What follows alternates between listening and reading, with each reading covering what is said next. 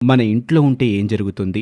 దీని వెనక ఉన్నటువంటి ఆయుర్వేద గుణాలేంటి? మన ఆరోగ్యాన్ని ఈ శంకుపుష్పం ఏ విధంగా మెరుగుపరుస్తుంది? అలాగే ఆధ్యాత్మిక పరంగా మన ధర్మశాస్త్రాల్లో ఈ చెట్టు గురించి ఎలాంటి అంశాలు తెలియచేయటం జరిగిందో వివరంగా ఈ వీడియోలో మీరు తెలుసుకోబోతున్నారు. ఇప్పటివరకు మీరు మా ఛానల్‌ని సబ్స్క్రైబ్ చేసుకోకపోతే వెంటనే సబ్స్క్రైబ్ చేసుకోండి.